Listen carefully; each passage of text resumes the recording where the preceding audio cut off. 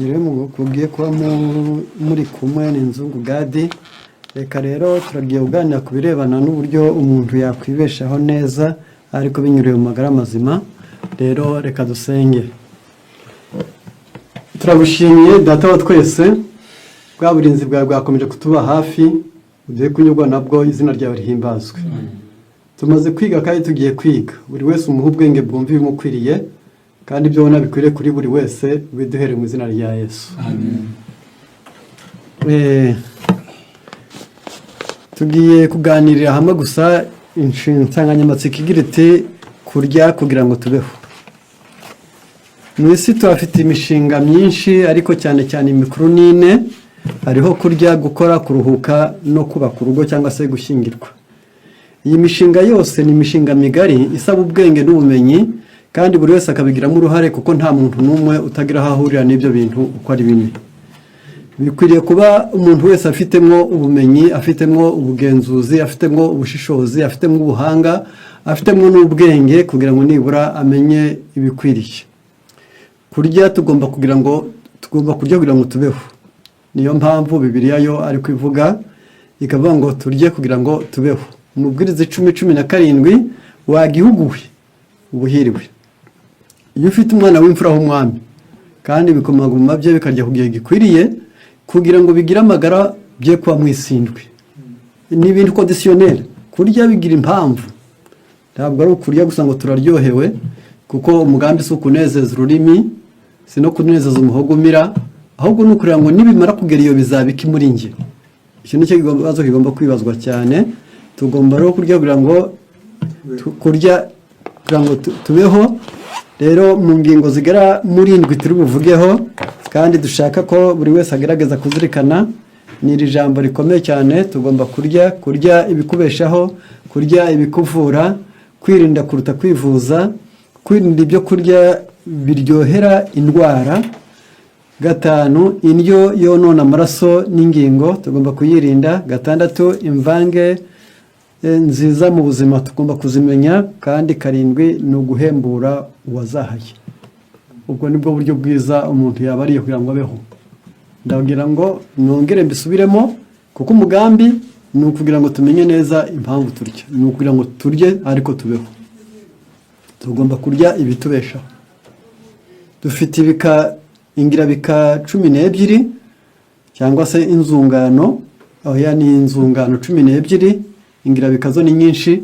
Yarangiza izo bita systeme cyangwa se bita appareil ni 12, kandi buri rugingo rwose buri rwungano rwose rukeneye ibyo kurya byago byarugeneye. Amaso, amatwi, ururimi, amazuru, uruhu bikunda gusangira, kuko byitwa inzira z'ubwenge, icyo bita les 5 sens. Nabyo bigiye bigira ibyabyo. Amagufa agira ibyayo, ingingo zigira ibyazo. Muri izo ngingo nazo ubwazo hari ibyamara n'iby'igifu n'iby'impyiko, yewe hari iby'umwijima, urwagashya n'agasabo k'indugwe. Yarangiza buri kintu cyose kigiye kigira ibyabyo. Umugambi wo kwiga kuba dukurikirana ni uko umuntu wese yongera kumenya neza ko akwiriye kwinjiza mu kanwa ke ibyazi ko hari icyo bizamuha cyiza nk'umusaruro. Ubwo nibwo buryo bwiza bwitwa kurya kugira ngo ubeho. None ukarya ibikuvura, kuko muri ubu buzima hari igihe umuruho, hari igihe indwara, hari igihe ihererekanyamurage, hari igihe ibyorezo, ariko ugasanga hari igihe wajya gusanga ukibona mu barwayi. Ukwiriye kumenya ibyo kurya bikuvura. Ku ngingo ya 3 ni ukwirinda kuruta kwivuza. Mu busangwe byanze bikunze bakubwira neza ko ikiro kimwe cyo ngo igaramu imwe yo kwikingira iruta ikiro cyo kwivuza. Ni ukuvuga ngo wafata miliyoni ngo agiye kwitanga mu kubagwa, undi agatanga 200,000 ngo bamwize muri MRI, undi agatanga amafaranga 100 ngo agure karoti muri ndwara z'amaso. Uyu nguyu utanze make yaba ari we munyabwenge kuruta watanze menshi yivuza. Niyo mpamvu abantu bagomba kumenya iryo banga. Ku ngingo ya 4 ni ukwirinda ibyo kurya biryohera indwara. Ubwo rero abantu benshi cyane bajya baryohewe banezerewe, bakanavuga ati uyu munsi watubereye mwiza pati batwariye, ariko ni indwara ivuga ngo uyu munsi nta kuntu databuje yanguye neza cyane. Yarangiza mbese akaba yariye, ariko indwara akaba arizo zimererwa neza. Ku ngingo ya 5 ni indyo yonona amaraso n'ingingo, cyane cyane ni igihe aba ari ibyo kurya bifite amashami 3. ni ukurya bike bitaguhagije kandi nabyo bibi kandi nabyo bitetse nabi. Ibyo ubisanga mu gitabo cyitwa Inama ku mirire mu isubi yacyo ya 392. Niho hatubwira ko indyo kurya bike bitaguhagije ni kimwe, kurya ibyo kurya nabyo bidahagije ariko binakennye, cyangwa se bikongeraho no kuba bikennye ariko binatetse nabi. Ibyo rero biragenda bikakononera amaraso, bikazongera bikonona n'ingingo zawe. Noneho ku ngingo ya 6 ni imbange nziza mu buzima. Abantu bakwiriye kureba ko mu munsi nibura yariye ibimwubakira umubiri bita proteine, agasanga ibimutera imbaraga biti biryoherera yabiriye, agasanga ibishyushyu umubiri bitwa amavuta yabiriye, agasanga ibikoresha ingingo byitwa imyunyu ngugu yabiriye, akongera agasanga ibibeshaho ingingo byitwa amavitamine yabiriye, nyuma agasanga yanyoye n'amazi kugira ngo umubiri ukore gusukura byuzuye. Iyo rero iyo mvange nziza mu buzima ukwiriye kubikora buri munsi, ari umutetsi, ari umuhashyi, ari umuryi, bose bakaba bizi neza. Ibyo bikabyumvikana neza kandi neza mu buryo bwiza. Ku ngingo ya 7 ni uguhembura uwazahaye. Ubu buzima hari igihe byabaho ugasanga umuntu yarazahaye neza, amaraso ni make, imbaraga ni nke, ubwenge ni buke, ugasanga umwete ni muke, igogora ryaranonekaye, impyiko ntiziyungurura, yarangiza ugasanga mbese yarazahaye. Kugira ngo uzamuzamure neza ugomba kubanza wamuhera mu maraso yuzuye. Icyo rero ntabwo ndi bujye kure cyane, kuko kuri iyi ngingo niho twashatse kujya, kugira ngo kurya kugira ngo ubeho. Ngaho aho twashatse ngo dutekereze, twibajije mu tuti umubwiriza igice cya 5 umurongo waho n'uwa 17 harimo aya magambo agira ati 17 haranditse hagira hati iminsi ariho yose arira mu mwijima, abona umubabaro mwinshi, agira indwara n'uburakari. Muri gahunda y'Imana yageneye ko umuntu arya kare, none we arira mu mwijima. Ntabwo ari kwa kuvuga ngo mbe ko wacanga itara. Gucana itara ni kwa kuno kweze ntunkangurira ijoro, uburyo buricanye kuko bwije. Ibyiza umuntu yagenewe kurya 2 ku munsi, kandi akaba ari uburyo bwiza. Hariho abemererwa kurya 3 bitewe n'impamvu. Abazinduka bakora batekereje, nyuma bagera ku manywa bagakoresha imbaraga, nyuma nimugoroba bakongera gutekereza. Abo ni nk'abanyeshuri bagiye ku ishuri, bazitaha bagahinga bakongera bagasubira ku ishuri. Abo bakwemererwa nibura kurya 3 ku munsi, ngo ariko nimugoroba ntibagira aho bahurira n'ibyo kurya byorohereye cyane cyangwa inyamboga, ahubwo akarya ibinyampeke ariko bikomeye cyane cyane nk'imikati. Noneho iyo migati akayikoresha. None hano aravuga ngo iminsi ariho yose arira mu mwijima, abona umubabaro mwinshi, agira indwara n'uburakari. Ngicyo ingorane yo kurya nijoro niyo, ni ukugira umubabaro, ni ukugira uburibwe, no guhora buri gihe urakara ubusabusa. Naramubonye cyangwa n'uwo mvuze yaba ari wowe, uzirikana ibi bikurikira. Ngewe ndakubwira uwo nabonye umuntu winjiye mu modoka, asanga abandi baricaye, ari kuri telefone, ategeka abasanze ngo nibarambure intebe yenda kwicaraho. Abandi baramubwira ati yirambure no wenda kwicaraho. Nawe arasohoka ngo ari kumwe ngo abantu bayirimo ngo n'abantu babagome gusa. Ubwo kumva ko barakarwa n'ubusa. Umuntu yo gutwara agatwarira no mu modoka, bigaragara ko uburakari bwe bwari buvoma hafi cyane. Niyo mpamvu mu kurya rero ntabwo tupfa kurya gusa ngo bibeho gusa, ahubwo tunarya dufite impamvu turya. Niyo mpamvu uyu munsi n'uyu mwanya twashatse kuganirira hamwe, turaganira ku bintu nka 3. Tugiye kureba ku kamaro k'amavuta turya, twongere turebe ku kamaro tw'avoine, turaza kubisobanura, na karoti. Ibyo bintu nibyo bintu turi burebeho muri uyu munsi, kurya kugira ngo tubeho. Amavuta ni ibyo kurya byiza, ariko ni ikirungo. Umuntu wese bakubwiye ko ari ikirungo, ni ikintu kitakubeshaho cyonyine, ariko gishobora kuba gifite akamaro, ariko kabutakirya cyonyine. Yarangiza kandi kikaba kiri n'indyoshya biryo, noneho yarangiza kikaba ari ikintu cyiza. Icyo mu mvugo z'igifaransa avuga ngo nicyo bita kondima. Yarangiza ugomba kumenya neza ko igituma barya, ariko nyuma mu by'uryo hakajyamo ibintu by'amavuta. Dore ko dufite n'amahirwe Imana yakoze, uri kubona isahani umuriro utarabaho, isafuriya itarabaho, hari ibyo kurya yarabumbabumbiyemo gukora byose. Ni ibyo kurya wabonamo amavuta, ukabonamo inyubaka mubiri, ukabonamo ibiryoherera, byose ukabibonye. Noneho ku bw'ibyo amavuta rero ni iki? Définition des nutriments producteurs d'énergie qui sont graisses au toucher. Ati graisse au toucher ni ibyo kurya ariko bitera ubushyuhe kandi washobora no gukuraho, yarangiza ushobora kubikoraho. Ku bw'ibyo il comprenne les huiles, les graisses, les cils, la lecithine, le cholestérol et d'autres types. Muri ayo mavuta harimo byinshi, ariko ibyo bashatse kuvuga ngo harimo amavuta asanzwe yorohereye, harimo urugimbu, harimo ibyo navuga bimeze nk'urukoko, harimo ubwoko bw'ibyo bita lecithine bikingira imyijima.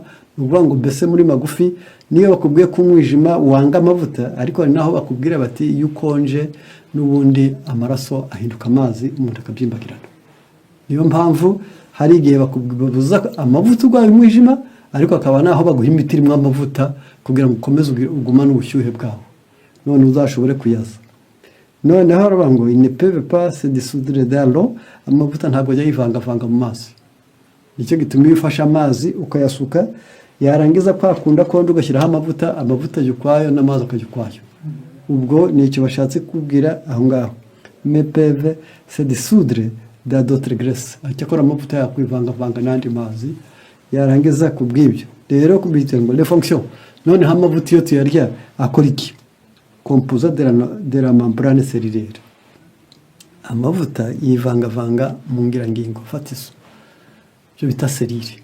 Ajya yivangavanga kugira ngo buryo ushobore guhina no guhinura, we gukomera, we mbese bigaragare ko unese woroshye. Amavuta aba ari aho ngaho kuko mubona nyine ibyuma bajya bashyiramo graisse. Noneho ku bw'ibyo icyo ni icyambere, utilisé dans la formation des hormones. Amavuta rero ari mu bintu birema ibyo bita ingirabuzima cyangwa se yego n'imisemburo ngengamubiri, hormone. Amavuta ari mu bintu, nicyo gituma abantu bose bari kubyiruka hari aho turi bugere tugasanga ari ngombwa, ntabwo ari cyo gihe cyabo cyo kwicisha inzara, kuko icyo gihe baba bakeneye imisemburo ngengamubiri, ibyo bita hormone, bakeneye amavuta rero nécessaire pour l'absorption de vitamines liposolubles. Mu mavitamine turya harimo amavitamine yo mu rwego rujyanwa n'amavuta, nka vitamine A waba utayabonye amavitamine wariye akaba abaye imfabusa. Isolation contre les températures extrêmes sous forme de couche de graisse sous la peau. Iri mu bintu bituma nibura amavuta yisiga mu ruhu bigatuma umuntu yoroha, yarangiza bigatuma ubwe wenyine umuriro utapfa kumutwika gusa cyangwa se ibindi. Protection amavuta araturinda. Source d'énergie pour le corps, c'est spécialement pour le cœur et les muscles. Amavuta turya ahanini cyane niyo nkomoko y'imbaraga z'umubiri, cyane cyane umutima n'imihori. Ingingo ya 7 icyo amavuta amaze mu mubiri, aide l'organisme à utiliser des glucides et des protéines plus efficacement pour la production d'énergie. Amavuta atuma afite akamaro mu gutuma isukari cyangwa se ibiryoherera hamwe n'inyubakamubiri bihinduka akamaro mu gutanga imbaraga mu muntu.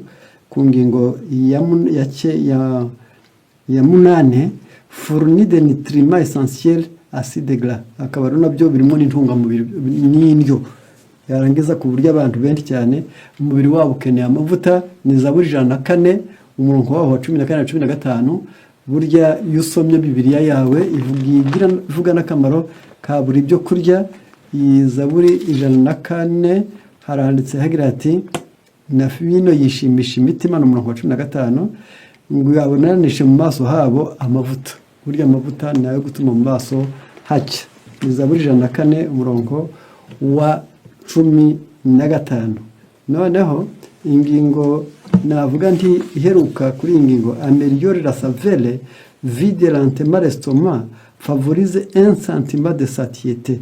Amavuta afite ibintu nka bitatu bindi bikomeye, atera ibyo kurya kuryoha, icyakora atinda mu gifu ntajya arangiramo vuba, kandi mvuga ngo wariye nubwo warya duka ariko turimo amavuta wumva ko ugize igihagereza inzara ntireko. Nicyo gituma n'abamara kugira ati iyo utetse amaganda ko biri kose biratuba, cyangwa se abantu bakarya byinshi kandi iyo bari bikarango bari kurya biki.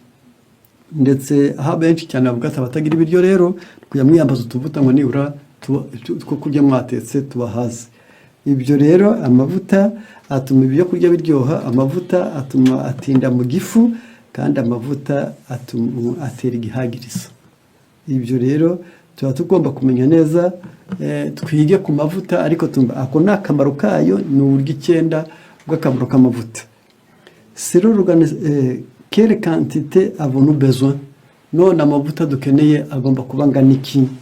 C'est l'Organisation mondiale de la santé, icyo bita OMS, yarangiza hakurikijwe umushinga mpuzamahanga ku birebana n'amagara y'abantu, entre 15 à 30% des calories consommées par les adultes devraient provenir des lipides, en mettant l'emphase sur la graisse venant des végétaux. Nicyo gituma ahari hagati ya 15 na 30% by'amavuta abakuru bariye ajya hinduka amavuta. Yarangiza byari bikwiriye ko bo bibanda cyane ubwo iyo umuntu amaze gukora ibyo kurya yariye birimo amavuta, ahubwo amavuta yongera agakomera, akazashobora kubyara urugimbu, amaherezo bikazaba ikinure. Birakwiriye ko bakunda kurya, abakuze bakwiriye gukunda kurya amavuta akomoka ku bimera. Noneho ntibakubwiye ayakomoka ku nyamaswa, kuko n'ayasanzwe iyo bayariye ahinduka ikinure. Ubwo rero bakwiriye kwibaza uko byakora. Cela signifie que si vous avez besoin de 2000 calories par jour, un minimum de 300 calories, 33 grammes, un maximum de 600 calories, de 66 grammes doivent provenir des lipides. Bigaragara neza ko amavuta menshi cyane agomba kuva mu cyo kintu cy'ikinure. Ntabwo mbatindaho cyane kuko siho cyane ngamije. Ntabwo reka turebe abakuru bo nibagabanya amavuta, kandi amavuta barya abe ayakomoka ku bimera, kandi nayo abe ataremereye. Ubwo bivuze ngo we kwibanda ku mavuta azabyara ikinure akomoka ku nyamaswa. Impamvu dore abantu bakeneye amavuta noneho muri rusange, turayavuga ku bintu 4 bifite amategeko abigenga byihariye. L'âge de métabolisme ni cyagihe umubiri w'umuntu abari mu myaka y'igikuriro, kandi umubiri wakira vuba. Icyo gihe umuntu abakeneye amavuta. Baravuga ngo un enfant brille de l'énergie plus rapidement qu'une personne âgée, a donc besoin de plus de matière grasse. Umwana rero bitewe n'igikuriro cyihuta akaba akeneye n'imbaraga nyinshi cyane, burya akeneye amavuta kuruta umuntu mukuru. Umwana muri cyagihe cyo umubiri we wihuta akeneye amavuta. Uwo ni uwa mbere. Kabiri, le niveau d'activité, uko umuntu akoresha umubiri, niba ari kugenda, niba ari kwikorera, niba ari kwirukanka, niba ari ukwasa, niba ari kunama, niba ari guterura, abantu nk'abo baba bakeneye amavuta. Les gens qui travaillent très dur physiquement ou qui sont très actifs peuvent utiliser plus de matière grasse.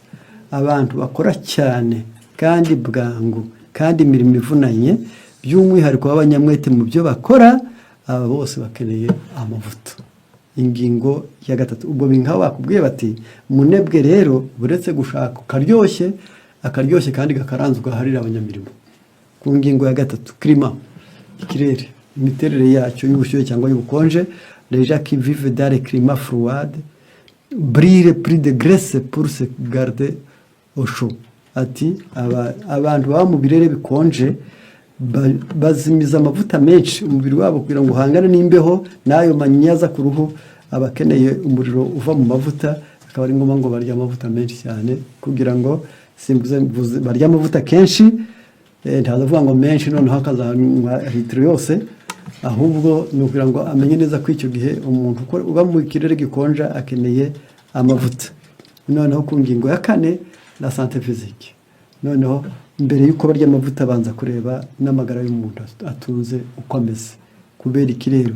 Les personnes y a des problèmes ou des antécédents familiaux, abantu bafite ibibazo bwite cyangwa bafite aho bakomoka hakaba harimo ibibazo bikurikira: diabete, uko mu karere wowe ubwawe urwaye diabete, cyangwa abo mukomoka hamwe, abo muvukana bayirwaye, d'obésité, abantu muvukana ubyibushye cyane cyangwa abo muvukana babyibuha cyane, de maladie cardiaque, urwaye umutima cyangwa abo muvukana bawurwara.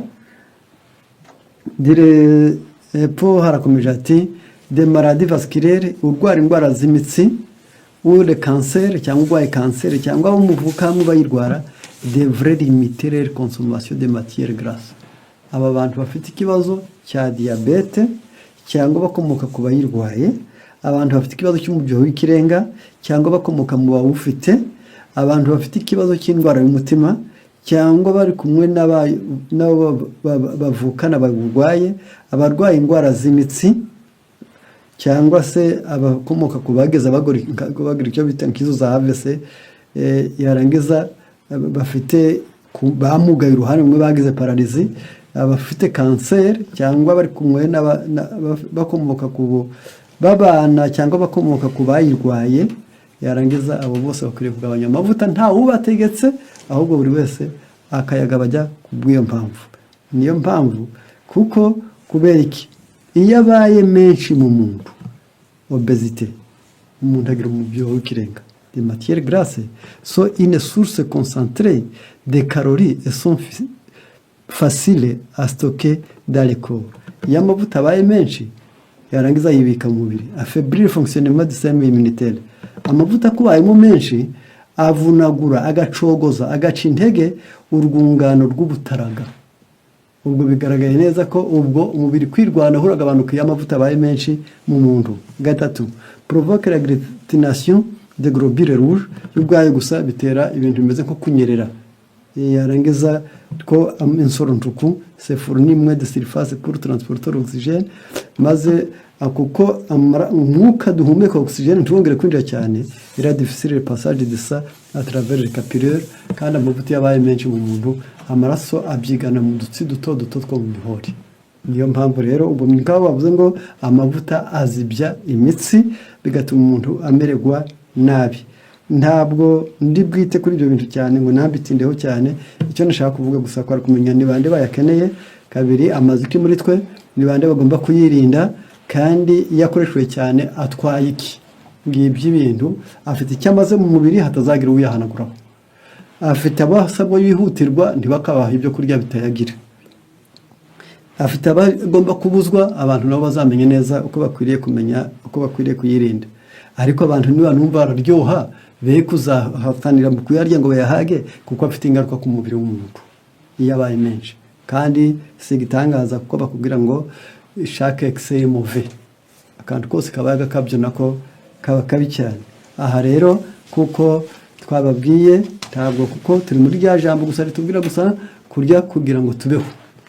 Noneho aha tugiye kujya ku bintu by'ibiribwa, navuga ko ku rwanjye ruhande mvuga nti bikomeye, kandi ntakwifuza ko buri wese yapfa kubaho gusa ngo ayumva ko ari ngombwa kurya gusa, ahubwo dukwiriye kurya ariko dufite n'ibyo dushaka ngo nibura bitugirire akamaro, kuko hatabayeho kumenya neza ibisabwa ngo twumve neza. Mu gitabo cyitwa Kubana n'Imana buri munsi harimo aya magambo ngiye gusoma kugira ngo nzanyarukire kuri cya kindi bitavane na karoti. Turaba tugenda tugana ku cyerekezo cyo gusoza icyigisho. Nzitegeka mu kurya. Ni icyigisho cya 78 Kubana n'Imana buri munsi. Ni page ya 82 ku bazaba bagifite cyangwa bazagitira cyangwa abazakibona. Naravuze ngo gukurikiza amategeko yo kwirinda no kugira igihe kidahindagurika muri byose bifite imbaraga itangaje. Gasubiramo, gukurikiza amategeko yo kwirinda no gukurikiza igihe kidahindagurika muri byose bifite imbaraga itangaje.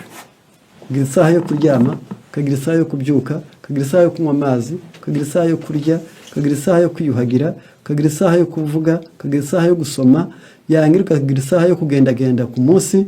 Yarangiza umuntu ufite ibi bintu aba afite amahirwe cyane. Gukurikiza amategeko yo kwirinda no kugira igihe kidahindagurika muri byose bifite imbaraga itangaje, bifite akamaro kenshi kuruta ibyiyadukiza cyangwa imiterere karemano mu guteza imbere ubugwaneza n'inyifato irangwa n'umutuzo, ari byo bigira uruhare runini mu koroshya inzira y'ubuzima. Iyo umuntu yamenyereye kugira gahunda idahindagurika, agira amahirwe yo kuruta ibindi byose, kuruta karemano ye. Biteza ibi bintu byo kubahiriza gahunda biteza imbere ubugwaneza n'inyifato irangwa n'umutuzo, ari byo bigira uruhare runini mu koroshya inzira y'ubuzima, kuko ubugwaneza no kumva utuje byoroshya inzira y'ubuzima kuba byumva byanze bikunze. Muri iyi si muri kureba ntabwo wenda kubwira abantu bose bakundi reka da byoroshye bose abakwanga icyo akora icyo nzi cyo mu buzi bose abakwanga nibo bake ntushaka wenda wiyandikire ku papuro kawe nushaka urabona abantu nk'ijana bagukunda ubone nk'icumi bakwanga ariko kuko mu bwenge bwa kimuntu n'ubugoryi bwe atubura ibibi akaba ari byo biba byinshi ariko abakwanga nibo bake abakwimye nibo bake abakuvuga nabi nibo bake abagusuzugura nibo bake ahubwo nuko wabibwira ukabitubura niyo mpamvu kuko abakuvuga neza nibo benshi kubw'ibyo rero ugira umutuzo ugira n'ubugwaneza ariko bizaterwa no kugira gahunda idahindagurika byongeye kandi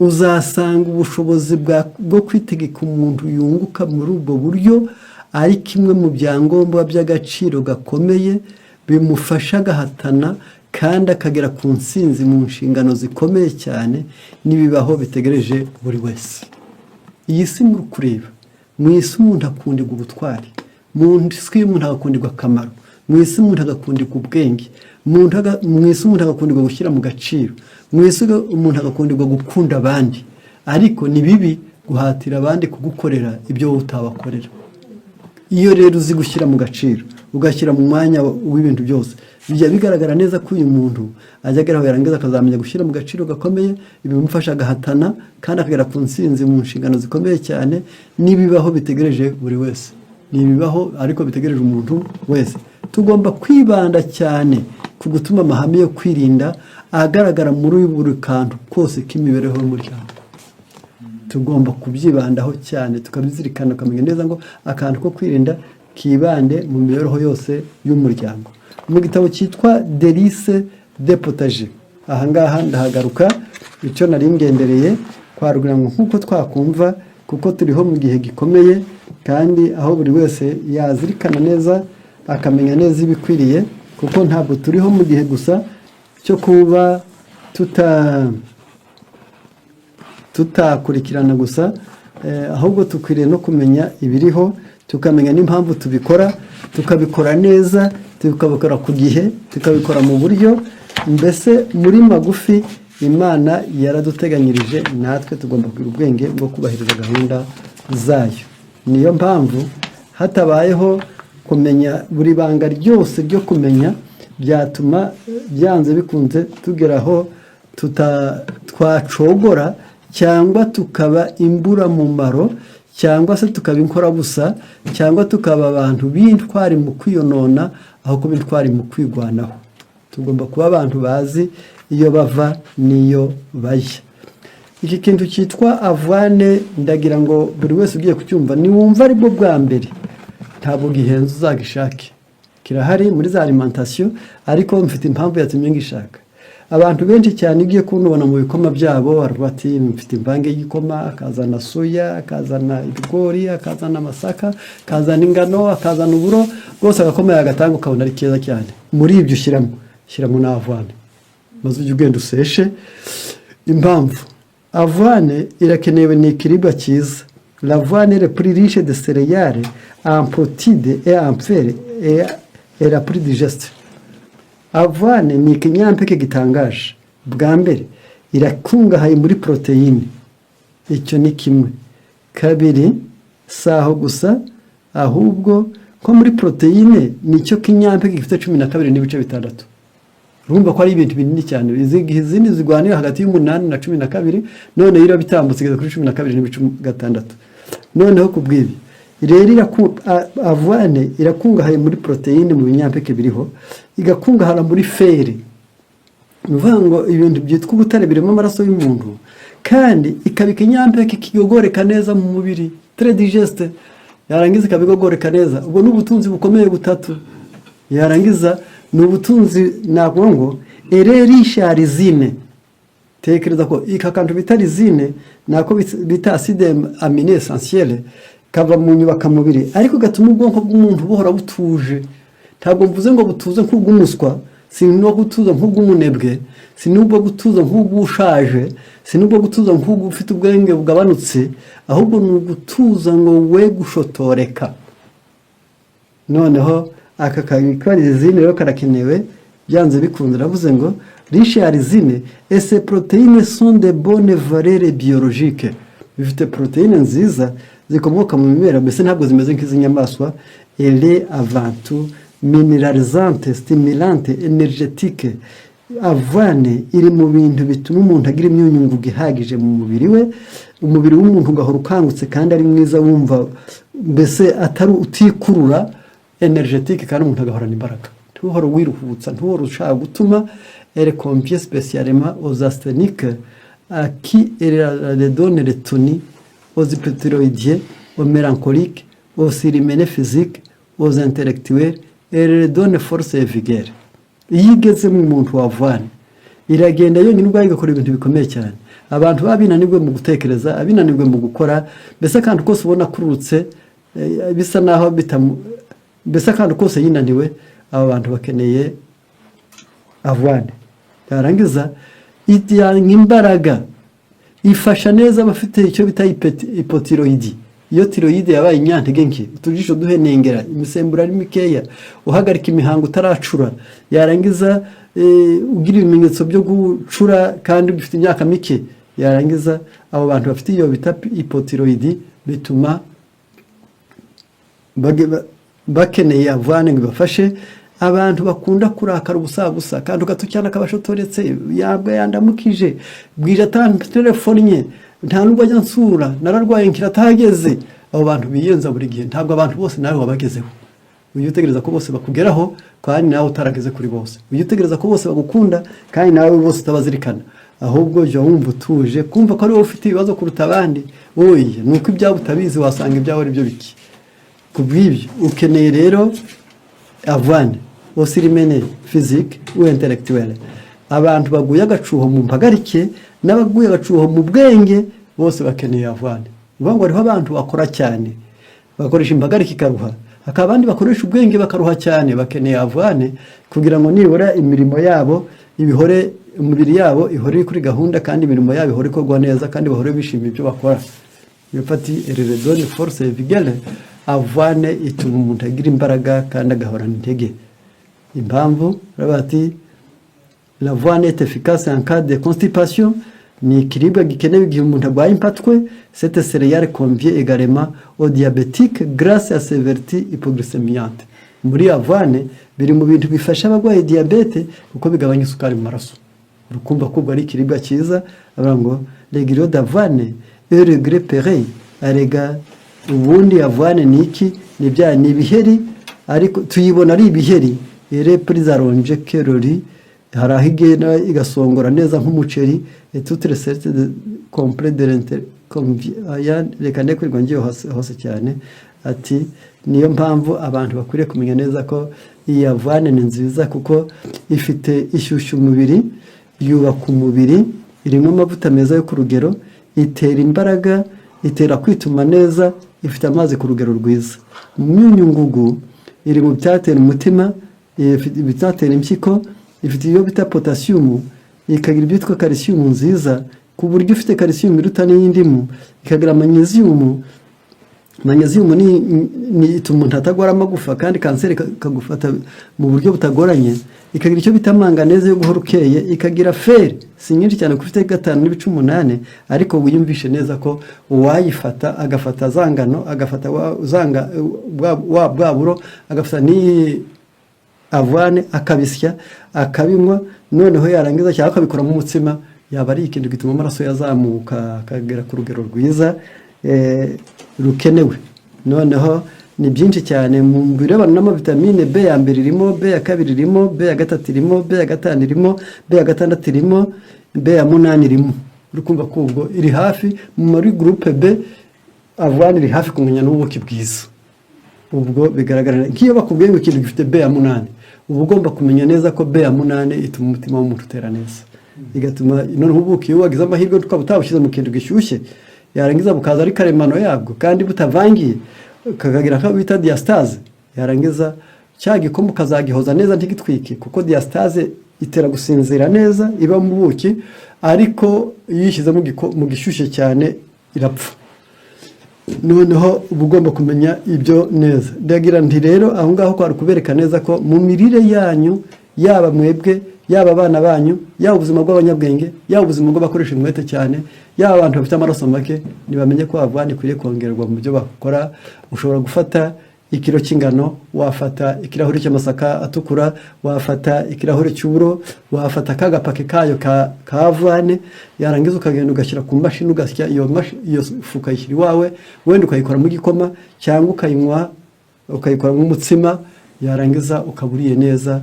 Ubwo nibwo buryo bwo kumenya neza ko ubuzima bwacu buraribwa. Mu gitabo njye mfite iwanjye cyitwa La Santé ça se mange, ubuzima umuntu araburya, ntabwo butuye mu mubiri, ahubwo bushyirwa mu mubiri bunyuriye mu byo wariye byateguwe n'ubwenge. Ibyo ndagira nti ntaza kugorana ngeze aho ngaho gusa, ahubwo ngiye ku kindi cyitwa karoti. Karoti nayo ibarirwa mu byo kurya byiza kandi dusabwa kwitaho tukanazirikana, kandi buri wese aho ari hose akabasha kumenya neza impamvu abikora, atari ugupfa gukora gusa, ahubwo atari no gupfa kurya gusa, upfa kurya ugapfa gupfa, ahubwo ugerageza kureba bikorohere, ariko nawe ugira ubumenyi impamvu. Muri Petero ya 2 igice cyaho cya mbere umurongo n'uwa 5 hari intambwe 8 umukristo atera, kandi akajya areba nk'uko umwana amenya umwaka agezemo, n'umukristo akwiriye kumenya intambwe agezemo.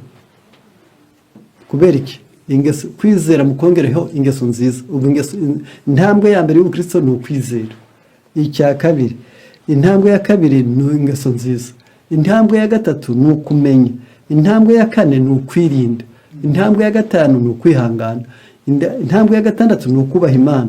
Intambwe ya karindwi ni gukunda bene data. Intambwe ya 8 ni urukundo. Noneho umuntu akwiriye kujya amenya neza ngo ubundi ngezeye. Rero iyi ntambwe turiho yo kwiga ubuzima bw'abantu ni intambwe ya gatatu yitwa kumenya, kugira ngo umuntu namara kumenya zirinde. Ariko nta nubwo azashobora kwirinda atari yagira kwihangana. Ahubwo intambwe 3 zigendana, kumenya, kwirinda no kwihangana, bivindimwe, biri mu bintu bikorana. Ntabwo washobora kwirinda utafite ubumenyi, ntiwashobora kwirinda utazihangana, ahubwo byanze bikunze izi ngingo, kumenya, kwirinda no kwihangana, birajyanirana. Hari ibyo kurya bivura ariko bibiho, ariko uzabikoresha niwihangana. Hari ibyo kurya biryoha ariko bitaribwa nijoro, uzihanganira kubirya ku manywa ariko we kubirya nijoro, kandi icyo gihe ufite igihe. Bizagusaba kumenya, kwirinda ndetse no kwihangana.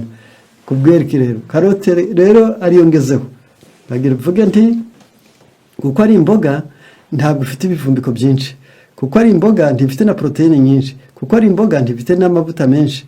Nawe utekereza ko ubwo mu birebana no gushyushya umubiri ifite 40, yarangiza byagera muri mu kubaka umubiri kagira 1.1, yagera mu mavuta ikagira 0.2. Wumve ko ubwo iri mu byo kurya byafasha benshi cyane ku baba bazi impamvu. Mu kwituma ifite uko imeze, ifite amazi kuri 88, ariko wagera ku mavitamine iragenda irakungahaye.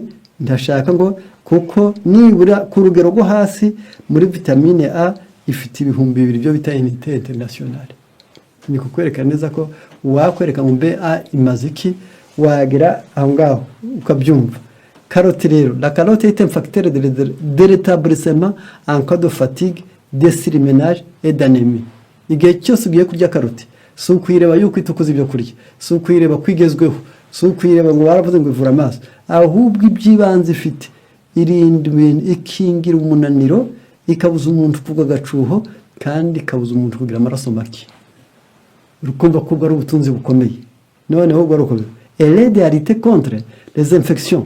Yigeze mu muntu irwanya indwara z'ibyuririzi, elle est également réputée pour améliorer l'acuité visuelle. Izwi neza, ifite ishema ryo kumenya kwita umuntu areba neza. Ubwo irafasha kugira ngo abantu barebe neza. La carotte est recommandée aux enfants, elle contribue à leur croissance en favorisant la constitution des os et des dents. Carotte irakenewe ku bana, nibura ku mpinja ihera ku mezi 9, yarangiza abana kuko ifite uruhare mu gikuriro cyabo, ituma amagufa yabo yubaka neza n'amenyo yabo akamera neza. Urumva ko ubwo karoti niba wabonye haruguru, irinda umunaniro, irinda kugacuho, ikongera amaraso. None igeze ku bana itera igikuriro. Imaze kugera ku gikuriro, ntiyagarukira aho gusa, izwi neza ko itera kureba neza, igatera igikuriro, igatuma umugufa yubakika neza kandi amenyo akamera neza. C'était régulateur intestinal et antipitride et cicatrisant. Izwi, ubwo turaba tuyivuzeho ibintu bigera mu 9 byiza kuri yo. Iravuze ngo irakenewe cyane ku bana, aho nayo twari twarenze. Isubiza amara y'umuntu kuri gahunda nziza, ikayarinda kuziba kandi iri mu bintu bikiza ibisebe vuba. Nicyo gituma niyo umuntu yabazwe cyangwa yakomeretse bamusaba kumurya karoti na sezame akabirya kenshi. Sibuze kubirya kenshi ku munsi, ahubwo akabikoresha mu gihe kirekire ariko mu buryo bwegeranye. Ubwo nikaba kuvuga ngo ufata karoti imwe, ikiko cya sezame, ukabirya wenda kurya mu gitondo. Niba warabazwe ubyara, niba warabazwe wakomeretse, niba warabazwe bagukuramo icyuma cyagushituje, aho hose kugira ngo ibisebe bizasubire kuri gahunda, base ukire, ukeneye karoti. Ndagira nti ndagiye kure cyane, icyo nashaka kugira ngo nibura buri wese agerageza kumenya, kwarugira ngo tumenye ko karoti atari ikiribwa gipfuye kubaho gusa, ahubwo ni ikiribwa gifite ubuzima bukwiriye kandi bwiza. Niyo mpamvu ndi busubire muri cya gitabo cyitwa Kubana n'Imana buri munsi. Tugomba kwibanda cyane ku gutuma amahame yo kwirinda agaragara muri buri kantu kose k'imibereho y'umuryango. Abana bakiri bato bakwiriye kwigishwa kwiyanga no kwitegeka, kandi ababyeyi bakabibatoza ku rugero rushoboka rwose. Ahangaha ngiki kintu gikomeye kandi cyiza kugira ngo abantu bamwe. Abana bagomba kwigishwa ko batagomba kwikurikiranira inzira yabo bwite, ahubwo ko bagomba kuyoborwa n'ubushake bw'ababyeyi babo. Rimwe mu masomo ahebuje ayandi yose kuba ingenzi kuri iyi ngingo ni ukumenya gutegeka ipfa. Umuntu wese ushaka kwirinda nabanza amenye gutegeka ipfa. Bagomba kwigishwa kurya mu gihe gikwiriye kandi kidahindagurika. Abana bakwiriye kumenyerezwa kurya ku gihe gikwiye kandi kidahindagurika, no kutagira ikintu na kimwe bakoza ku munwa umwanya wo kurya utaragera. Bakwiriye kumenyerezwa hakiri kare ko bagomba kwirinda buri cyo. Ni ka bombo nibakureho, ni ka biswi nibakureho, nakaneke bahurire nako mu nzira kuraho, ubunyobwa kuraho. Abana bakwiriye gutozwa hakiri kare, bakabwirwa ngo ntawe ukwiriye kujya kugira icyo akoza ku munwa igihe cyo kurya kitaragera. Abana barezwe muri ubwo buryo, kubayobora biroroshye cyane kuruta abimitse kuryagagura. Muri ubu buzima abantu batojwe kurya ku gihe, bakarya ibikwiriye, bakarya ku itegeko, bakarya ibikenewe. Kubayobora biroroshye. Naho uwaryagaguye wese afite agajagari mu bitekerezo no mu mikorere, mu myumvire, yarangiza umutesha kimwe akanyura ahandi. Mbese abo nibo Bibiliya yavuze ngo bameze nk'inka. Kubw'ibyo niyo mpamvu mvuze ngo abana barezwe muri ubwo buryo, kubayobora biroroshye cyane kuruta abimitse kuryagagura. Barya ikintu cyose ipfa ryabo riberekejeho, kandi bakarya buri kanya. Kubayobora birarushije. Umuntu wese kuyobora umuntu uryagagura, urya ikije kaza mu cyose, abo batojwe bahorana umunezero, ibyishimo n'ubutaraga. Abatojwe kurya ku gihe, kutaryagagura, bahorana ibyishimo. Mbega amahirwe. Kabiri, bahorana abo batojwe bahorana umunezero. Icyo ni kimwe, ibyishimo. Gatatu, ubutaraga. Umva nawe uko kurya ku gihe, kutaryagagura, gutegereza isaha yagenewe kurya, bituma umuntu ashobora kuyoboka. Kumuyobora neza bikoro.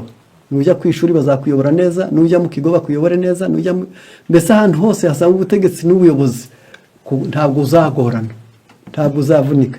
Niyo mpamvu bamwe babwira guhaguruka, iyo yaryagaguye bamubwira guhaguruka akicara, bamubwira kwicara agahaguruka, bamubwira guceceka akaba ariho yongorera, bitewe n'uko muri gahunda yararyagaguye, ntabwo afite gahunda. Kubw'ibyo rero, ariko abo batojwe bahorana umunezero, bahorana ibyishimo n'ubutaraga. Yewe na babandi bashinga amajosi barakara ubusa, kandi b'ibinani bagiye bahinduka bumvira.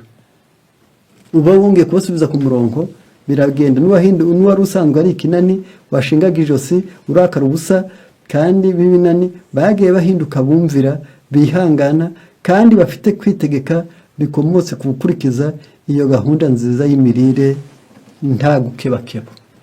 Noneho bigaragara neza ko gahunda nziza mu mirire iragenda ikagufasha, ikagukosora, ikagushyira ku murongo. Hepfo arega mu isi ukishimirwa, bifatanyije no gushikama n'ubugwaneza ababyeyi babagaragarije babayobora mu yandi mashami yo mu buzima. Mureke buri wese musore wo mu gihugu cyacu ugifite imbere ye amahirwe yo kuzagira amaherezo meza, utari wanywa urumogi, akaba atarasara, akaba ataraba umusinzi, akaba ataraba ikigoryi, akaba atarabifungirwa, ubu ugifite ubushobozi nk'ubu ngubu bwo kuba kuryagagura no kurya nabi no kuregwa nabi bitari byamushyira mu kaga aho atabonera amahirwe. Mureke buri musore wo mu gihugu cyacu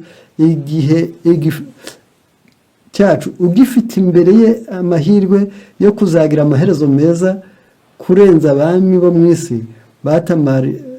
batamirijwe amakamba, atekereze byimbitse ku cyigisho kiri mu magambo y'umunyabwenge agira ati wagihuguwe ubuhiriwe. Reka buri wese ukiri muri ubu buzima abimenye. Niyo mpamvu yatumye dushaka ngo nibura dutekereze icyo twakora ngo umuntu wese amenye icyo yakorera ubuzima bwe. Muri uku kurya no muri uku kunywa hariho kudapfa kurya gusa. Ndashatse kuvuga ko nibura ko mu gihe tuvuga ko turya amavitamine, muri aya mavitamine tugerageze kureba neza ibisabwa ngo nibura buri wese amenye neza. Hari nk'amavitamine yo mu bwoko bwa 9, B9. Iyi vitamine nshaka kuyivugaho. Vitamine B9 ou acide folique. Ni vitamine B9 cyangwa bita acide folique, kubabizi yabikora ku byo bita irwanya ihererekanyamurage ribi. Rya rindi rihembuka umuntu afite imyaka y'ubugimbi n'ubwangavu. Iyi notre santé mentale, iyi ni vitamine ifite ikimaze ku bwenge bwacu, ubuzima bw'ubwenge, bwo gutekereza, bwo kugambirira, bwifata imyanzuro, bw'icyerekezo. Ahangaha ati lors de la vitamine B9, akaba rero akamaro kayo naka ire inseparable de la vitamine B12, kwitandukanya na B12 bagorana, anti-anémique, iri mu bintu bigwanya ko umuntu akena amaraso, ire favorise la formation de globules rouges, ifite uruhare B9 ifite uruhare mu kurema insorontuku, era synthèse de protéines, no kugira ngo protéine bariye zizahinduka umusatsi, zizahinduka ingohe, zizahinduke impembwe, zizahinduka amagufa, zizahinduka inzara, zizahinduka amaraza. Mbese ibyo kurya protéine wariye ngo zizageraho zagenewe kandi zibike Imana yagambire ko zizabacyo nizihagera, yarangiza ibyo byose bikeneye B9. Elle intervient comme coenzyme dans la synthèse des neurotransmetteurs, donc sérotonine. Irimo kandi bita sérotonine bigatuma byanze bikunze imyakura yawe ikora neza mu mubiri wawe. Iyo rero ibuze, iyo iyi B9 ibuze mu mubiri, l'insuffisance provoque l'anémie. Iyo umuntu abuze B9 mu mubiri agira amaraso make. Icyo ni icyambere. Kabiri, vertige. Umuntu ubuze B9 agira ikizungera. Gatatu, retard de croissance. Umuntu ubuze B9 igikuriro cy'ingingo kiratindagira. État dépressif.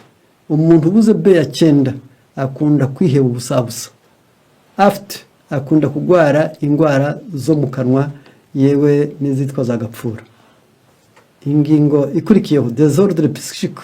Umuntu ubuze B9 agira akajagari mu bwenge, cyangwa se gushyira muri gahunda, gushyira ku rugero biramunanira. Fati anxiété. Umuntu ubuze B9 ahorana umubabaro. Insomnie. Ibitotsi biramucika bigahora bimuguruka iyo ubuze B9. Trouble de la mémoire. Gufata mu mutwe biramugora. Aho niho umuntu ahura ngo agatangira kukwita izina utari ryawe, agatangira kukwibagirwa, akibagirwa page kandi bagwaho yabitse, akibagirwa ibyo yavuze, akibagirwa aho yanditse. Byanze bikunze B9 iri mu bintu bifashije mu buzima bwa none. Perte de la notion du temps. Yarangiza umuntu ayoberwa igihe arimo, yarangiza ukabona ntiyibuka iminsi arimo, ntiyibuka ibyo asabwa uwo munsi, ntiyibuka gahunda arimo. Hepati aide l'espace, tubwenge rwose akayoberwa ibyo ari byo ta espace. Yarangiza moindre résistance aux infections, kandi byanze bikunze indwara z'ibyuririzi zigufata mu buryo butagoye. Ako niko kantu ko gutekerezwa mu gihe twita ku birebana n'ubuzima. Tugomba kumenya neza ko mu gihe turya tugomba kurya kugira ngo tubeho. tukamenya neza ngo kurya ibikubeshaho, kurya ibikuvura, kwirinda bikakurutira kwivuza, kwirinda ibyo kurya biryohera indwara ukabyirinda, yarangiza ukagira ukirinda indyo yonona amaraso n'ingingo, ukarya imvange nziza mu buzima, kandi ku ngingo karindwi ugahembura uwazahaye, kuko bikenewe kuri buri muntu wese ngo nibura buri wese twuzirikane iyi ngingo ikomeye yo kwitabwaho mu gihe nk'iki ngiki. Bibiliya rero ntabwo iturangaza gusa, ahubwo twumve ngo la carence sont fréquentes chez les femmes enceintes, les personnes âgées. Abantu bakunda kubura B ya 9 ni abagore batwite, ni abantu bashaje. 80% des personnes de plus de 60 ans, les adolescents de 70% déprimés, manque d'acide folique. Ati cyane cyane abantu 80% by'abasaza bageze mu myaka 60 bakunda kuyibura. Icyo ni kimwe. Naho 70% y'abasore bahora bababaye nabo bakunda kuyibura. Cyaki ndubona ukabona umwanya gato cyane wavoma ngo nta wundi muri ububwire ngo abandi bose bariyicariye, yarangiza ngo ubwo natsinzwe naho sinzabakira, ugasanga akantu kose ari hebye. Abantu babuze vitamine B ya 9. B ya 9 iri mu bintu nongera bisubiremo, irahagije, ituma iyo umuntu ayibuze amaraso arakena, iyo umuntu ayibuze ahorana ikizungera, iyo umuntu ayibuze igikuriro kiradindira, iyo umuntu ayibuze yihewe ubusabusa, iyo umuntu ayibuze agwara mu kanwa, iyo umuntu ayibuze agira akajagari ko mu mikorere, iyo umuntu ayibuze ntasinzira neza, iyo umuntu ayibuze ntiyibuka, iyo umuntu ayibuze ababara ubusabusa, iyo umuntu ayibuze ajya yoga umwanya arimo n'igihe arimo, iyo umuntu ayibuze indwara z'ibyuririzi zimufata mu buryo butagoranye. Rero muri mugambi nyamukuru n'uyu wo kwitabwaho, nge nawe dukeneye n'indyo nzima, aho bakubwira bati ubugorozi bw'amagara mazima busobanuye gutoranya ubwoko bw'ibyo kurya birusha ibindi gutunga umubiri. Ni page y'132 haravuze ya cya gitabo cyitwa kubana n'Imana buri munsi. Ubugorozi bw'iby'amagara mazima bisobanuye gutoranya ubwoko bw'ibyo kurya birusha ibindi gutunga umubiri, bigatoranywa mu buryo bw'ubwenge kandi bigategurwa mu buryo bufasha ubutaraga kandi bworoheje. Uko bavuga iby'amagara mazima, imibiri yacu igizwe n'ibyo kurya turya, ingirabikazi z'umubiri yacu zihora zisaza, buri kwinyagambura kwa buri rugingo gutuma hari igisaza mu mubiri. Ku bw'ibyo rero teganya kurya atari ukuryoherwa, ahubwo teganya kurya ko kwibeshaho, teganya kurya ko kwivura, teganya kurya ko kwikingira indwara, teganya kurya ko kongera ubwenge, teganya kurya ko kugira imbaraga, teganya kurya ko gushobora inshingano ushinzwe. Imana ibidushoboze mu izina rya Yesu, amen.